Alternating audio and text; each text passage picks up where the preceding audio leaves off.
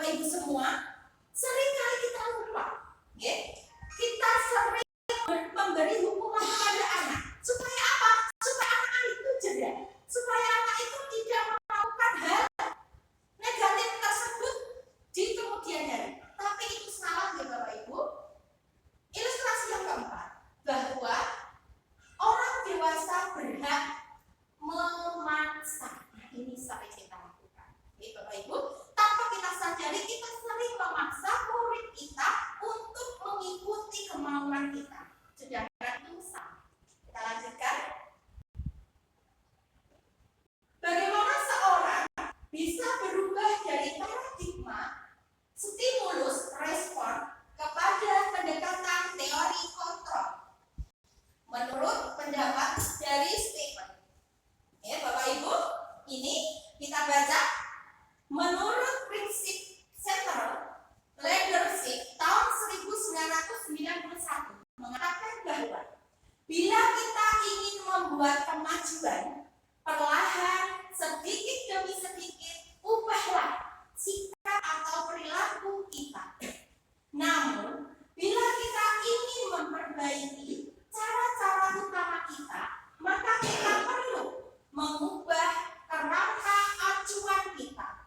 Ubahlah bagaimana Anda melihat dunia, bagaimana Anda berpikir tentang manusia.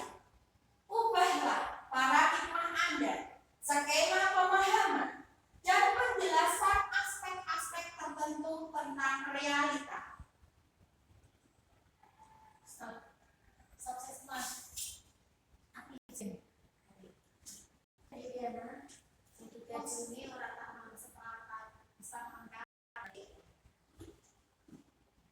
Bapak Ibu semua, kita sudah belajar, tapi kita sekarang membedakan apa bedanya stimulus dengan teori kontrol. Bapak Ibu, tadi sudah ada ilustrasi kita.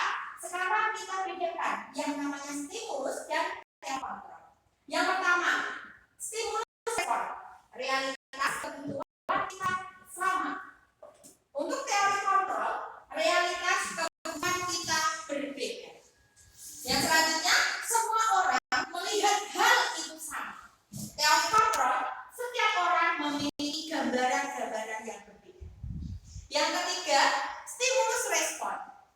Kita mencoba mengubah orang agar berpandangan sama dengan kita. Menurut teori kontrol, kita berusaha memahami pandangan orang lain tentang dunia. Yang keempat, perilaku buruk dilihat sebagai suatu kesalahan. Itu menurut respon, stimulus respon. Sedangkan teori kontrol, semua perilaku memiliki tujuan yang berbeda. Untuk stimulus respon, orang lain bisa mengontrol saya, tapi beda dengan teori kontrol.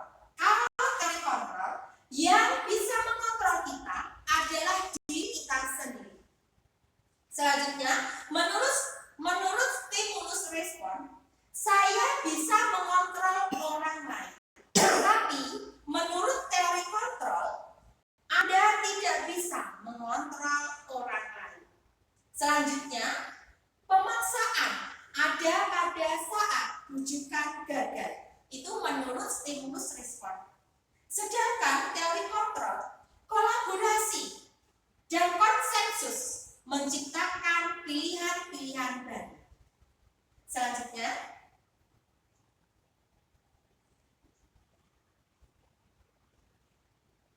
kita ke disiplin positif Bapak Ibu. Materi kita nanti ke segitiga distribusi. Itu adalah bagian dari disiplin positif. Sebelum kita belajar disiplin positif, kita harus tahu dulu apa itu disiplin positif. Disiplin berasal dari kata disiplin yang artinya belajar. Disiplin mengacu pada disiplin dari yang memiliki tanggung jawab terhadap apa yang dilakukan berdasarkan nilai-nilai yang diyakini. Disiplin positif merupakan salah satu cara penerapan disiplin yang bertujuan untuk menumbuhkan kesadaran serta memberdayakan peserta didik tanpa imbalan penghargaan atau reward, ancaman atau hukuman. Jadi budaya disiplin positif itu tidak melalui reward atau penghargaan, tidak melalui ancaman atau hukuman. Nah, ini Bapak Ibu, sebagai pendidik, kita sebagai pendidik, tujuan kita adalah menciptakan peserta didik yang memiliki disiplin diri sehingga mereka berperilaku mengacu kepada nilai-nilai kebajikan universal menyeluruh dan memiliki motivasi intrinsik dalam perubahan perilaku ke arah yang lebih baik. Itulah yang kita tuju untuk mendidik murid kita menuju yang lebih baik. Nilai-nilai kebajikan, Bapak Ibu semua, nilai yang disepakati bersama, lepas dari suku bangsa, agama, bahasa, maupun latar belakangnya. Contohnya, nilai kebajikan ini: profil pelajar Pancasila, beriman dan bertakwa pada Tuhan Yang Maha Esa dan berakhlak mulia, berkebinekaan global, gotong royong, mandiri, kreatif, dan bernalar kritis. Yang kedua, Ibu Primary Year Program (PYP). Ini tentang toleransi, rasa hormat, integritas, mandiri, menghargai, antusias, empati, keingintahuan, keaktifan, kerjasama, percaya diri, dan komitmen. Yang ketiga, keterampilan hidup atau life skill. Dapat dipercaya, lurus, hati, pendengar yang aktif, tidak merendahkan orang lain, dan memberikan ruang terbaik dari diri kita. Tentang keterampilan hidup. Kebutuhan dasar manusia. Inilah kita, kebutuhan dasar manusia. Apa itu kebutuhan dasar manusia? Kebutuhan dasar manusia adalah segala sesuatu yang kita lakukan untuk mendapatkan apa yang kita inginkan. Seluruh tindakan yang kita lakukan memiliki tujuan tertentu, dan semua usaha terbaik yang kita lakukan adalah dalam rangka agar kebutuhan dasar kita terpenuhi dengan baik. Jadi kebutuhan dasar manusia nanti ada 5. Selanjutnya, ini Bapak Ibu semua, ini adalah kita, kebutuhan kita. Yang pertama, bertahan hidup. Kita butuh bertahan hidup. Yang kedua, kasih sayang dan rasa diterima. Ini juga kebutuhan kita. Kita butuh disayang, kita butuh diterima. Yang ketiga adalah penguasaan. Kita butuh penguasaan. Yang keempat, kebebasan. Kita juga butuh kebebasan. Kelima adalah kesenangan.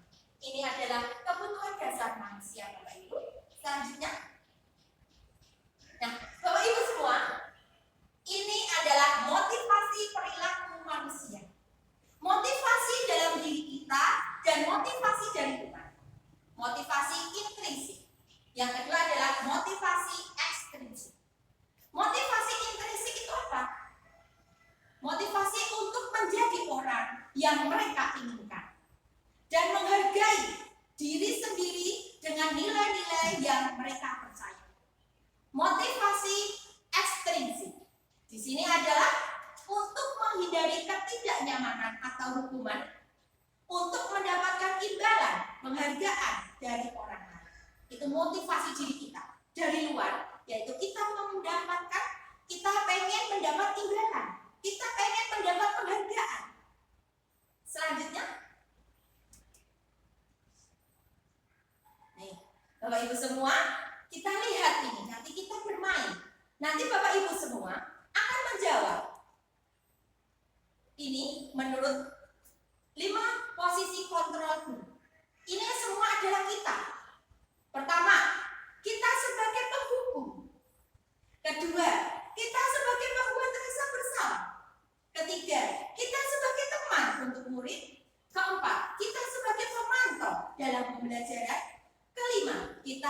sebagai manajer. Bapak Ibu semua, nanti Bapak Ibu semua saya jelaskan satu persatu, nanti ada gamenya. Bapak Ibu menjawab, kita sebagai penghukum atau pembuat rasa bersalah, atau sebagai pemantau, atau sebagai teman, atau sebagai manajer. Slide selanjutnya. Nah, ini Bapak Ibu, 5 posisi kontrol guru. Tadi sudah dijelaskan di awal, ada 5 posisi kontrol guru. Ini penjelasannya satu persatu. Nah, ini Bapak Ibu, ini kita main game. Biasanya saya gunakan Padlet karena ini luring, jadi kita jawab lesan saja nih Bapak Ibu. Contoh penerapan 5 posisi kontrol guru. Sebelum kita main game, saya jelaskan dulu. Di sini ada satu kasus. Siswa tidak mengerjakan PR. Ini kasus kita dari kelas 1 sampai kelas 6. Siswa tidak mengerjakan PR. Ini kita sebagai penghukum lari mengelilingi lapangan 7 kali. Itu sebagai penghukum. Penghukum itu artinya fisik. Selanjutnya, membuat rasa bersalah. Kita biasanya tidak sadar kita sebagai pembuat rasa bersalah. Contoh katanya, berapa kali ibu bapak atau ini ibu atau bapak guru ya, berapa kali ibu bilang harus memberitahu kamu, kamu selalu saja mengecewakan ibu. Nah, ini adalah membuat rasa bersalah kita kepada murid. Ya Bapak Ibu, mohon diingat sebagai penghukum adalah fisik. Itu mohon dihilangkan di Bapak Ibu. Sebagai pembuat rasa bersalah juga, nanti anak itu akan minder di kelas. Contohnya, berapa kali ibu bilang, kenapa kamu mengecewakan ibu? Itu adalah membuat rasa bersalah. Selanjutnya, nih, kasusnya masih sama. Siswa tidak mengerjakan PR. Tapi, kita sebagai teman seperti apa? Kalau kita sebagai teman, ayo dong, ikuti aturan sekolah. Tolong bantu ibu.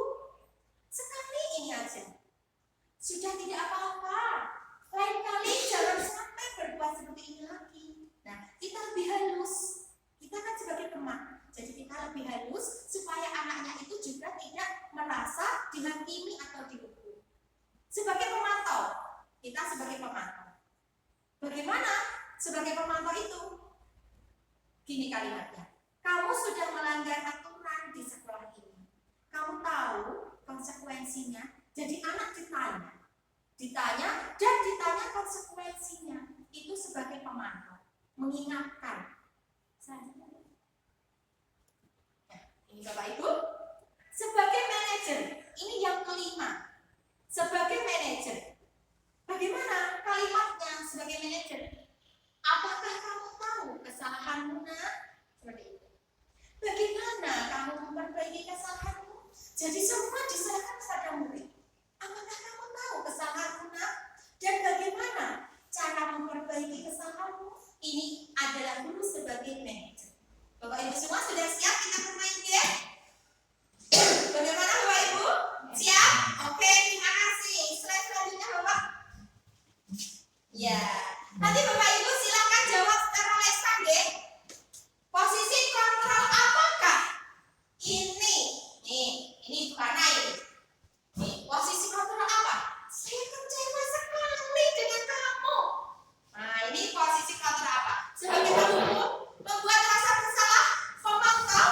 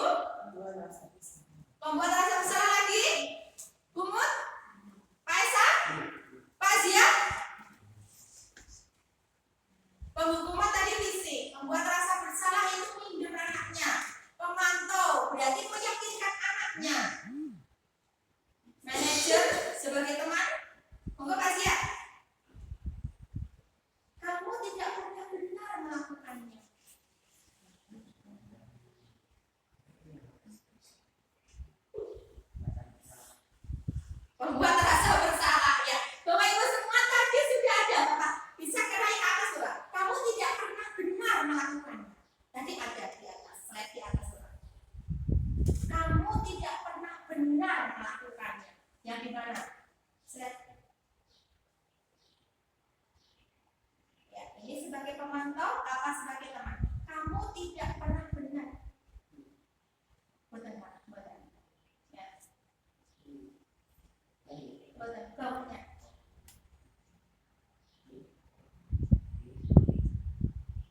Ya, ini. Ya. Ini Bapak. Jadi Bapak Ibu semua tadi sudah menjawab membuat rasa bersalah. Jadi guru sering melakukan ini. Ya Bapak Ibu, kamu tidak pernah benar melakukannya. Ini di depan anak-anak. Nah ini harus kita hilangkan. Membuat rasa bersalah itu di depan teman-temannya. Kenapa Bapak Ibu ini harus dihilangkan? Karena ini termasuk apa Bapak Ibu? Bullying. Ya. Tidak boleh melakukan bullying. Nanti anak ini akan minder selamanya Bapak Ibu. Sehingga anak ini tidak mau melakukan hal yang kita inginkan. Karena dia merasa malu. Selanjutnya, Bapak Ibu hebat sekali. Sudah memahami materi. Selanjutnya, Bapak. Ini Bapak Ibu. Apa rencanamu untuk menyelesaikan masalah itu? Sebagai manajer menurut Tumut. Pak Esa, sebagai manajer, apa rencanamu nak untuk menyelesaikan masalah ini? Ya, Kukurin bagaimana? Teman. Dokter bagaimana? Teman. Pak Zia bagaimana? Sebagai manajer. Pak Suci sebagai manajer. Maksudnya apa sebagai manajer? Sebagai manajer guru menyediakan. Bapak Ibu, membebaskan. Bapak Ibu. Jadi anaknya disuruh merencanakan apa yang mau dilakukan. Seperti itu. Jadi bukan gurunya yang mendikte, tapi anaknya. Itu menurut Bapak Ibu hebat yang menjawab manajer. Terima kasih. Selanjutnya, posisi kontrol apakah? Ayolah lakukan demi ibu. Sebagai apa? Sebagai teman. Teman baru hebat. Ini berarti konsentrasi materinya sangat hebat. Tidak ngantuk. Ayolah lakukan demi ibu sebagai teman. Jadi kita mengajarkan, ayolah lakukan demi ibu. Selanjutnya Bapak. Nah, ini Bapak Ibu, pertanyaan selanjutnya, posisi kontrol apakah ini? Kamu tidak mendapat nilai jika kamu tidak mengerjakan tugas. Kamu tidak mendapat nilai. Sebagai apa? Hukuman sebagai pemantau apa sebagai semua menjawab apa? Sebagai hukuman. Kamu tidak pernah mendapat nilai. Tadi kalau hukuman itu fisik. Nah coba ayo kita sebagai apa ini? Sebagai penghukum atau sebagai teman atau sebagai pemantau, pembuat rasa bersalah atau manajer. Ya, pintar ya. Kamu tidak pernah mendapat nilai jika kamu tidak mengerjakan tugas. Ini memaksa, ya Bapak Ibu. Jadi anak tidak bisa memilih yang lain. Ya harus menuruti. Terima kasih Bu. Selanjutnya, nah, keyakinan kelas Bapak Ibu semua. Tadi Bapak Ibu semua sudah belajar dari runtutan budaya positif. Sekarang kita sampai ke keyakinan kelas. Ini biasanya kita buat di awal pembelajaran seperti kemarin ya Bapak Ibu. Apakah Bapak Ibu semua sudah membuat keyakinan kelas ini? Terima kasih Bapak Ibu semua hebat. Keyakinan kelas ini mengapa perlu? Kita lihat dulu pengertiannya. Mengapa keyakinan kelas ini perlu? Mengapa bukan peraturan kelas? Kenapa keyakinan kelas? Selanjutnya Bapak. Mengapa ya tidak peraturan tapi keyakinan? Nah, ini Bapak Ibu, pembentukan keyakinan kelas. Bedanya nanti, keyakinan kelas dengan peraturan kelas.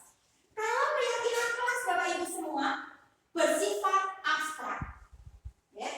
Kedua, berupa pernyataan universal. Ketiga, dibuat dalam pernyataan positif. Keempat, sedikit saja agar mudah diingat. Jadi kata-katanya tidak panjang. Keyakinan kelas itu singkat, padat, dan jelas. mudah dipahami anak. Sesuai dengan kondisi kelas masing-masing. Jadi keyakinan kelas 1 dengan kelas 2 berbeda sesuai kondisi kelas masing-masing dan kondisi sekolah, sehingga mudah diterapkan di dalam kelas kita. Selanjutnya, semua warga kelas atau sekolah dilibatkan saat membuat keyakinan kelas. Jadi Bapak Ibu semua, dalam membuat keyakinan kelas, semua siswa harus dilibatkan. Jangan hanya ketua kelas saja yang membuat keyakinan kelas, tetapi semua anggota kelas dilibatkan untuk membuat keyakinan kelas. Selanjutnya Bapak. Nah, Bapak Ibu semua, sebelum kita ke segitiga restitusi, saya jelaskan kenapa keyakinan kelas bukan peraturan kelas. Bisa jawab Bapak Ibu semua, kenapa memilih keyakinan kelas bukan tadi apa peraturan kelas? Monggo, Umut. Iya. Monggo, Umut. Karena merah jadi aturan itu harus ditaati sepenuhnya. iya. Karena adanya aturan. Iya. Kalau keyakinan yang disepakati bersama dan itu dilakukan dengan kesadaran diri. Iya. Terima kasih Bu Umut, tepuk tangan Bu Umut. Jadi karena keyakinan kelas itu menurut keyakinan sendiri, kesadaran diri sendiri, sehingga kita mau melakukan karena sesuai dengan keinginan kita. Kalau menurut Kak Esa bagaimana? Menurut saya peraturan itu paksaan. Kalau peraturan itu paksaan, ya bagus. Keyakinan kan awalnya sadar dulu anaknya, gitu. Ya. Harus sadar, baru nanti dengan ikhlas. Misalkan kalau mau ya bisa salah, tapi aku harus menentukan. Lebih ke paksaan dan sadar, Ya. ikhlas. Ya. Terima kasih Pak Esa, tepuk tangan buat Pak Esa. Terima kasih Bapak Ibu semua. Bapak Ibu semua sudah menyerap materi ini. Jadi bedanya peraturan kelas dan keyakinan kelas, Bapak Ibu pasti memang sudah memahaminya. Kalau peraturan itu menekan, mengharuskan, ya. Kalau keyakinan juga sama, menekan, mengharuskan, tapi itu menurut keyakinannya dia. Dia yang membuat, dia harus mentaati. Itulah kenapa kita memilih keyakinan kelas.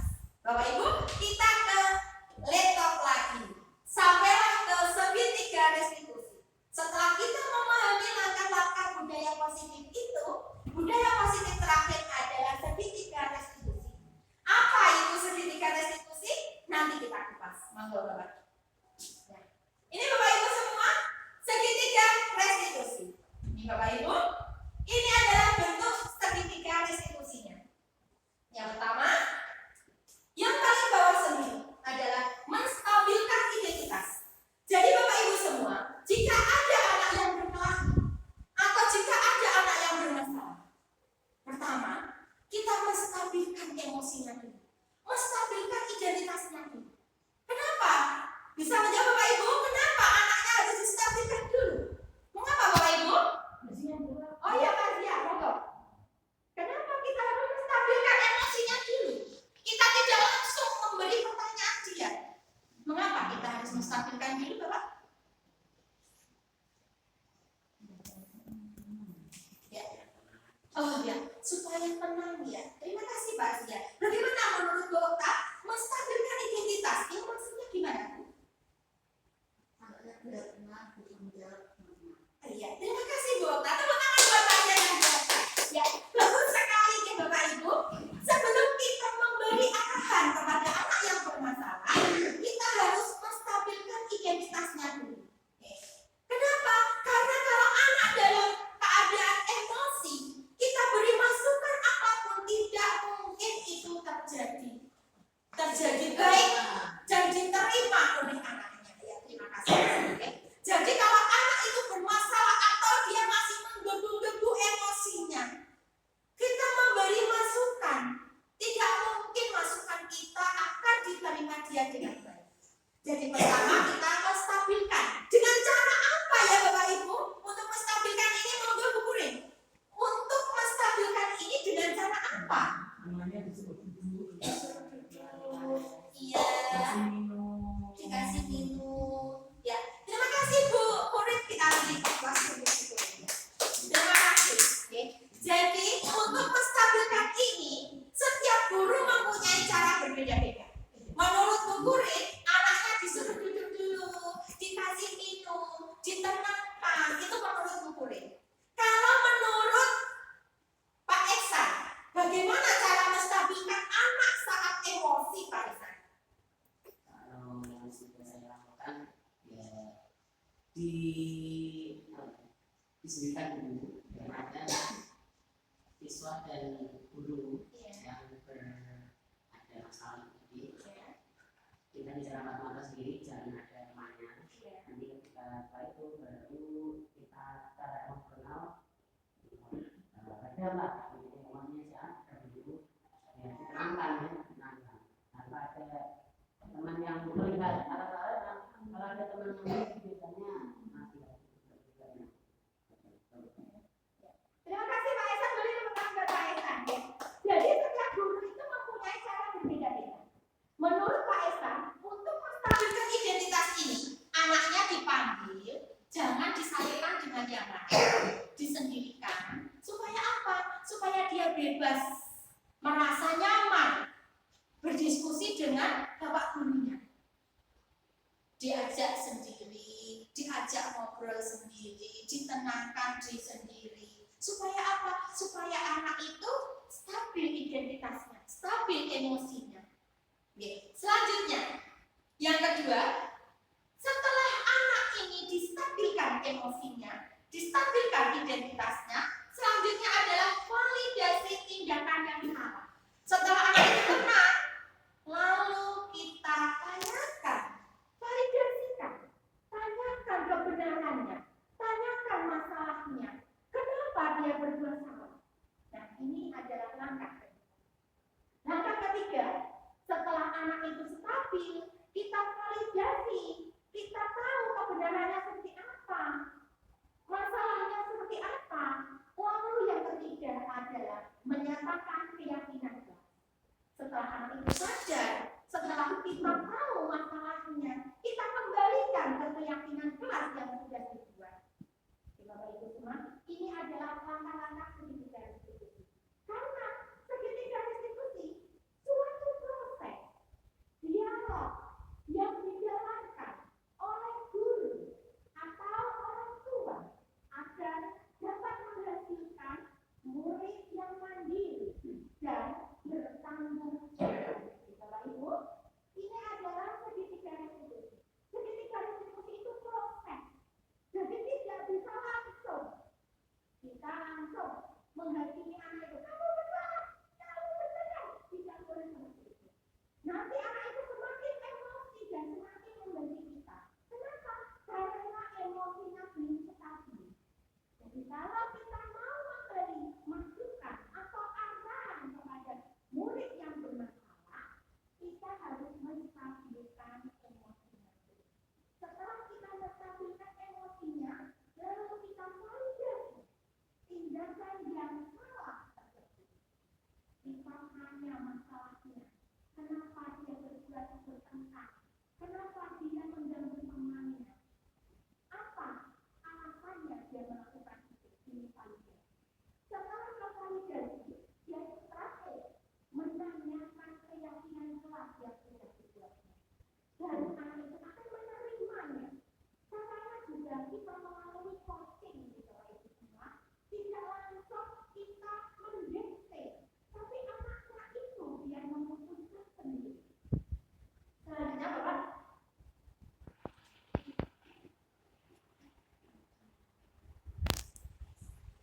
Ya, Bapak Ibu semua. Sekarang caranya menstabilkan identitas. Ya, Bapak Ibu. Cara menstabilkan identitas di sini ada cara-caranya. Yang pertama, menstabilkan identitas. Langkah pertama adalah berdasarkan prinsip membuat kesalahan adalah bagian dari proses pembelajaran. Yang kedua, berperan menggeser identitas murid dari identitas gagal ke identitas sukses. Bapak Ibu bisa mengasih masukan. Nah, berbuat kesalahan itu tidak ada benar. Kita sadarkan diri identitas. Kita beri gambaran-gambaran. Kalau kamu bertengkar, nanti kamu akan dibenci kemana-mana. Kamu mau seperti itu? Oke? Kita sadarkan, berperan menggeser identitas murid dari identitas gagal ke identitas sukses. Yang beri gambaran. Yang ketiga, jangan mengkritik murid yang sedang mengalami identitas gagal. Maksudnya identitas gagal itu saat melakukan pelanggaran. Jadi Bapak Ibu semua, jangan memberi kritikan, apalagi itu kritikan yang menjatuhkan. Nanti anak itu akan semakin gagal, semakin marah. Jadi Bapak Ibu semua, itu adalah cara menstabilkan identitas. Yang pertama, berdasarkan prinsip membuat kesalahan adalah bagian dari proses pembelajaran. Karena kita belajar itu dari tidak tahu menjadi tahu. Jadi kita jelaskan anak itu supaya dia sadar. Boleh kamu marah dengan temanmu, tapi nah seperti itu kata-katanya kita perhalus kritikan kita sehingga anak itu mudah menerimanya. Selanjutnya, ajukan pertanyaan. Pertanyaannya seperti apa? Mengidentifikasi identitas itu, menstabilkan identitas itu, pertanyaannya contohnya seperti apa? Yang pertama, membuat kesalahan sesuatu yang wajar. Membuat kesalahan itu sesuatu yang wajar. Tapi jika kamu melakukan kesalahan terus, apakah itu wajar menurut kamu? Nah, ini Bapak Ibu. Yang pertama, membuat kesalahan itu wajar. Tapi jika kamu membuat kesalahan terus, apakah itu wajar? Nah, ini cara menstabilkan. Ya. Nada kita juga rendah, jangan meninggi. Nanti tidak malah jadi stabil, malah dia tambah emosi. Yang kedua, manusia tidak ada yang sempurna. Kita menjelaskan kepada anak yang bermasalah tersebut. Manusia itu memang tidak ada yang sempurna, nah. Pasti punya masalah. Tapi setiap manusia itu pasti punya solusi dari masalahnya. Jadi kita secara halus menjelaskannya. Sehingga stabillah emosinya, stabillah identitas dirinya. Jadi dia tidak merasa direndahkan. Sekarang yang ketiga, kita bisa memperbaiki masalah ini. Jadi kita menjelaskan kepada anak Joko, contoh ini namanya Joko. Di sini tidak ada nama Joko. Joko, kita bisa memperbaiki masalah, semua masalah pasti ada jalan keluarnya. Tapi semua masalah jangan dilakukan dengan kekerasan. Karena semua masalah itu pasti ada jalan keluarnya yang indah. Jadi cara menstabilkannya, memberi kritikan atau masukan dengan nada yang rendah. Ini Bapak Ibu. Yang keempat, saya tidak menanyakan kesalahannya, tetapi fokus memperbaiki masalah ini. Jadi Bapak Ibu, nanti anak yang bermasalah itu pasti sudah bilang, aku nggak bersalah, aku dikasih jalan di sini. Nah, pasti seperti itu. Nah, Bapak Ibu bilang gini, saya tidak mempermasalahkan masalah yang kamu buat. Saya hanya fokus untuk memperbaiki masalah yang kamu hadapi. Bapak Guru tidak ingin masalah kamu ini berlarut-larut dan mengganggu pembelajaran kamu dengan teman-teman. Jadi itu langkah-langkah untuk menstabilkan identitas. Yang terakhir, cara menstabilkan identitas yang terakhir adalah apakah saat ini kamu tengah menjadi orang yang baik untuk dirimu sendiri? Kita tanyakan, apakah itu baik untuk dirimu? Nah, kita tanyakan seperti itu. Apakah itu baik untuk pembelajaran kamu ke depan? Kita tanyakan itu. Itu adalah cara untuk menstabilkan identitas. Selanjutnya Bapak. Ya. Sekarang adalah segitiga restitusi yang kedua. Jadi yang pertama menstabilkan identitas, yang kedua adalah validasi tindakan yang salah. Setelah anak itu stabil, anak itu emosinya sudah terendam, sudah tidak emosi, kita tanyakan, kita validasikan tentang tindakan yang dia lakukan. Yang pertama, bagaimana caranya? Yang pertama, berdasarkan prinsip setiap perilaku berusaha memenuhi kebutuhan tertentu. Ya. Yang kedua, guru dari pemikiran stimulus respon menjadi proaktif. Yang keempat, mengenai dan mengakui kebutuhan murid. Kebutuhan murid ini dapat memperbaiki hubungan dengan murid yang lain. Yang terakhir, pernyataan disampaikan dengan nada suara tidak menghakimi atau tidak memojokkan. Nah, ini sangat penting sekali. Dalam saat kita berdiskusi coaching, memvalidasi kesalahan anak, jangan dengan nada yang tinggi, jangan dengan nada yang menghakimi. Ini langkah-langkah. Pertanyaannya, ajukan pernyataannya. Caranya bagaimana? Kata-katanya seperti apa? Ini Bapak Ibu. Yang pertama, kamu bisa saja bertindak lebih gegabah. Lebih gegabah lagi dari ini. Dan contohnya, anak memukul temannya. Kita validasi. Aku tidak mau memukul si Joni, Bu Joko memukul si Joni. Nah, ini pertanyaannya. Kamu bisa saja bertindak lebih gegabah lagi dari ini. Ya. Selanjutnya yang kedua, kamu bukan melakukan suatu alasan tertentu. Pasti ada alasannya. Kenapa kamu memukul si Joni? Seperti itu Bapak Ibu. Jadi dalam menstabilkan tindakan ini, dalam validasi tindakan yang salah ini, kita tanyakan dengan nada yang rendah. Kamu bukan melakukan tanpa suatu alasan. Kita tanyakan alasannya kenapa. Alasannya kenapa kita melakukan perbuatan salah itu si Joko. Begitu. Yang ketiga, kamu melakukan karena ada alasan yang penting bagimu. Pasti anak yang melakukan pukulan itu dia punya alasan. Yang pertama, karena dia balas dendam, biasanya gitu. Yang kedua, karena temannya itu jahil kepadanya. Dia mau membela dirinya supaya anak yang jahil dengan dia itu tidak mengulanginya. Nah, ini yang ketiga. Yang keempat, mungkin kamu bisa mempelajari suatu perilaku baru yang lebih efektif.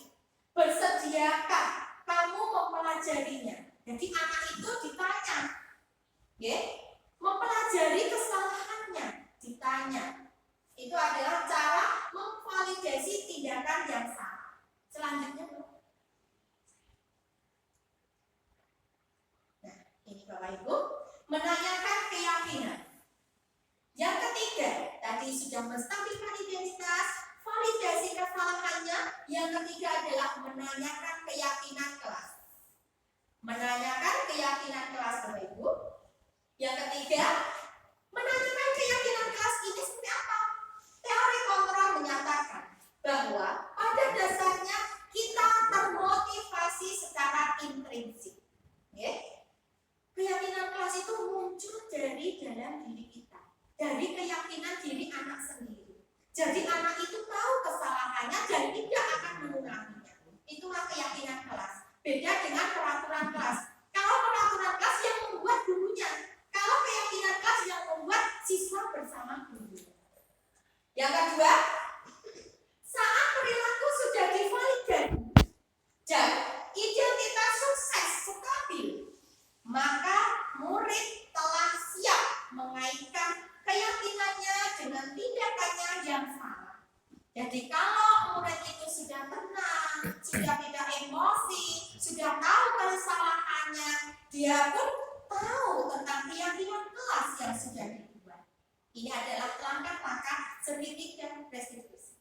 Terus bagaimana pertanyaannya tentang menanyakan keyakinan kelas ini? Tentang menanyakan keyakinan kelas dengan beberapa pertanyaan. Ini ada 4 contoh. Yang pertama, sebagai keluarga atau sebagai anggota kelas, apa yang kita yakini? Apakah dari keyakinan kelas kemarin kamu telah membuat boleh berkelahi? Nah, kita tanyakan keyakinan kelas. Keyakinan kelas kemarin yang kamu buat apa saja? Nah, kita tanyakan. Nah, itu adalah segitiga restitusi yang ketiga. Yang kedua, dengan pertanyaan nilai-nilai apa yang telah kita sepakati? Nilai-nilai apa saja yang sudah kamu buat kemarin di kelas bersama teman-temanmu? Nah, seperti itu. Seperti apa gambaran kelas yang ideal menurut Luna? Jadi kita tanyakan, menurut kamu kelas yang ideal itu seperti apa? Kita tanyakan keyakinan kelas yang sudah dia punya. Yang terakhir, kamu ingin menjadi orang yang seperti apa? Tanyakan kepada anak yang bermasalah itu. Kenapa tanya itu? Karena dia sudah stabil emosinya. Karena dia sudah tahu tentang kesalahannya. Sehingga dia sadar dalam membuat keyakinan kelas yang sudah dia buat kemarin. Jadi anak itu akan berusaha menjawab. Semua keyakinan kelas yang sudah dia buat, dia sadar akan mengucapkannya. Dan dia sadar kalau dia itu salah. Dan tidak akan melakukannya atau mengulanginya. Selesai dulu. Next. Ya, next. Ya, terima kasih. Hal-hal yang perlu diperhatikan dalam segitiga restitusi. Hal-hal apa saja yang perlu diperhatikan? Ada 5 nih Bapak Ibu semua. Yang pertama, perilaku yang salah perlu dikaitkan dengan nilai-nilai atau keyakinan-keyakinan yang telah disepakati. Oke, Bapak Ibu, perilaku yang salah itu dikaitkan dengan keyakinan-keyakinan kelas yang telah dia sepakati. Yang kedua, kesediaan orang yang melakukan kesalahan untuk memperbaiki masalah. Oke, yang kedua, hal yang perlu diperhatikan adalah kesediaan orang yang melakukan kesalahan untuk memperbaiki masalah yang dihadapi. Yang ketiga, pemecahan masalah sebisa mungkin relevan atau memiliki hubungan dengan masalah yang ada. Oke. Pemecahan masalahnya jangan jauh-jauh dari masalah yang dia alami. Harus relevan dengan kenyataan yang dia alami. Yang keempat, perlu adanya suatu usaha perbaikan. Perlu ada usaha perbaikan dari pihak yang berbuat kesalahan. Jadi harus ada suatu usaha untuk memperbaiki diri dari pihak yang berbuat kesalahan. Jadi Bapak Ibu semua, jangan kita yang menghakimi, jangan kita yang mendete, tapi dia harus tahu sendiri, ada usaha sendiri untuk memperbaiki perbuatan atau kesalahan yang dia buat. Yang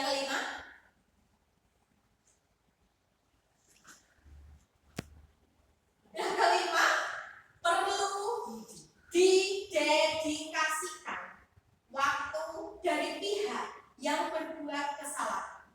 Perlu didedikasikan waktu, diberi waktu dari pihak yang berbuat kesalahan. Jadi diberi waktu untuk dia sadar, untuk kita memvalidasi kesalahan, untuk kita meyakinkan keyakinan kelas yang dia buat.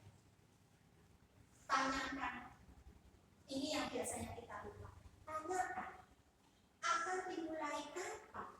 Akan dimulai diberlakukan usahanya itu untuk memperbaiki masalahnya itu kapan? Kita tanyakan itu. Jadi anak itu berjanji sendiri tapi dia nggak sadar. Kita tanyakan, kamu akan memperbaikinya kapan? Mulai kapan? Kalau anak itu sudah stabil emosinya, dia akan menjawab. Tidak akan saya ulangi lagi. Mulai hari ini saya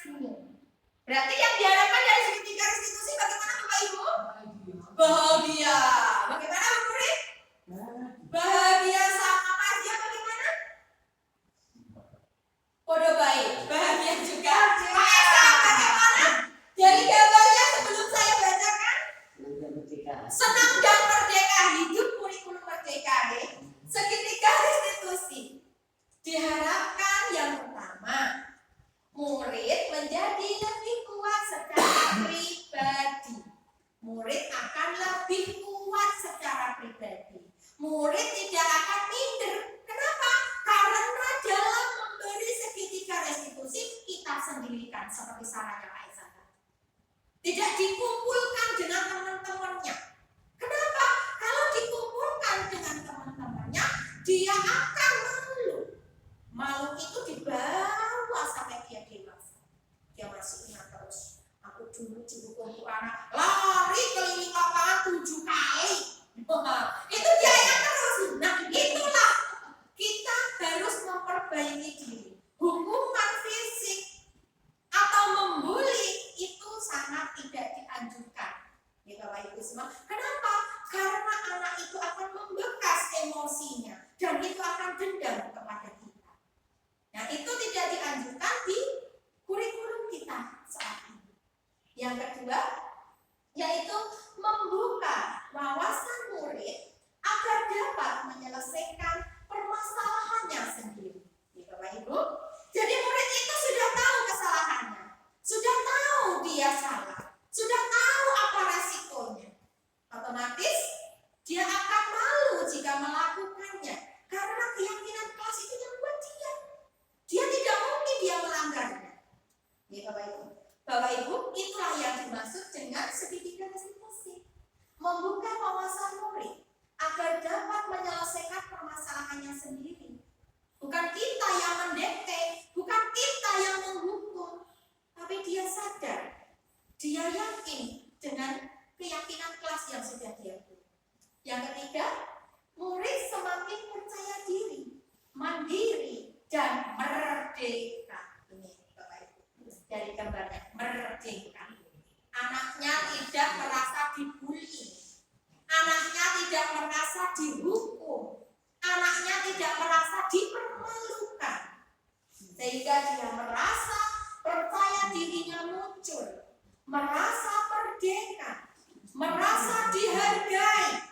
Nah, itulah tujuannya segitiga restitusi. Next. Nah, Bapak Ibu semua, dari pemaparan saya tadi, terima kasih Bapak Ibu semua. Selalu semangat dan jangan mudah. Ya, Bapak Ibu semua, dari pemaparan saya nanti ada sesi tanya jawab selama 7 menit karena waktunya masih 7 menit. Jadi kita sesi tanya jawabnya 7 menit. Oke, Bapak Ibu semua. Sebelumnya terima kasih. Selalu semangat dan jangan mudah putus asa. Ikhlas dan jangan lupa selalu berdoa. Salam guru penggerak. Tergerak, bergerak, dan menggerak. Monggo Bapak Ibu semua sesi tanya jawabnya. Silakan Bapak Ibu, masih ada waktu 7 menit. Silakan, Bu Mut, jika mau ada yang ditanyakan, di bagian apa? Monggo, siapa yang mau bertanya? Pak Isan?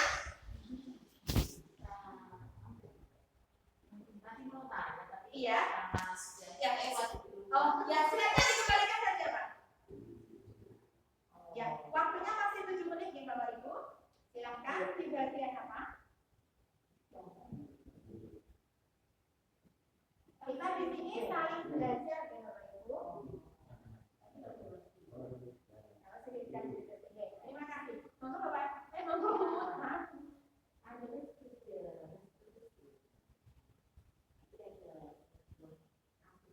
Iya. Penyelesaian dengan restitusi saya menstabilkan identitas kita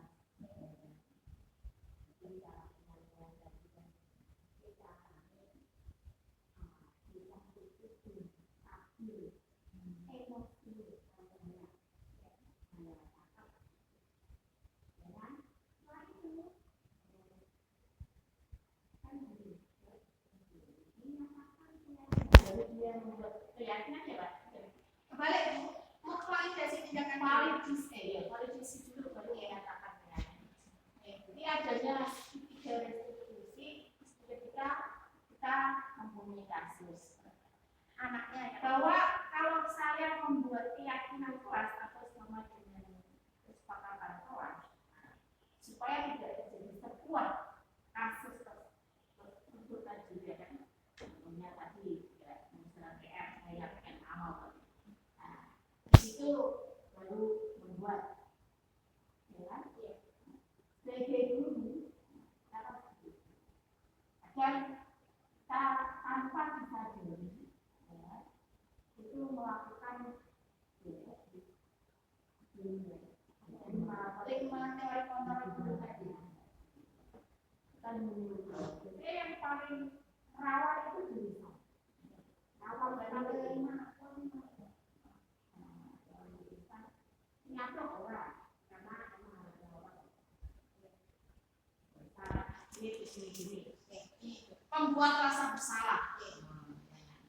Sebagai pembuat rasa bersalah tadi memang hukum kan fisik. Waplok itu kan fisik, jiwit dan lain sebagainya. Nah, itu tadi dengan sendiri lah. Contohnya, yang ada banyak orang, banyak anak, yang anak itu salah, dan masih menegur. Kan saya jadi murid, ini cici nyamuk aku nih dengan aku. Ini rasa dendamnya itu berkelanjutan sampai dia itu teringat sampai rasanya, ya kan? Nah, itu loh yang perlu kita tingkatkan lagi, posisi kontrol. Jadi emosi, kontrol emosi, karena kita seringkali banyak emosi yang meluap-luap yang belum kita kontrol sendiri, apalagi dengan anak sendiri maupun anak siswa didik. Caranya supaya antisipasi dia oleh sang pendidik ya menghukum, apalagi menghukum anak yang tidak mengajarkan, saya tidak pernah menggunakan yang tidak mengajarkan saya hukum. Silahkan yang tidak mengajarkan tahu sendiri, silahkan aja. Saya tidak umumnya, saya tanya ke anak, saya menghukum anak, saya menghukum ini, tidak bu, itu baru kemarin. Terus lagi, antisipasi dari itu pemecahan masalah dari dunia pakai institusi. Apakah sudah kami lakukan? Itu kalau berbuat keyakinan saja, karena setiap kali itu ada masalah, tidak mungkin itu tidak ada masalah. Nah, membuat itu sedikit garis terbersih tadi harus menulis atau dengan ucapan saja atau begini. Jadi fokusnya yang ditanyakan dulu ini cara membuat segitiga institusi atau gimana? Fokus Yang dilakukan itu segitiga institusi. caranya maksudnya. Nah, yang dilakukan apakah hanya ketika ada masalah saja atau di awal kita sepakat keras, ya kan? Nah, awal kita masuk RPLS dan sana atau yang lain. Ya. Terima kasih Bu atas pertanyaannya. Begini Bapak Ibu semua, segitiga institusi itu muncul jika anak itu ada masalah.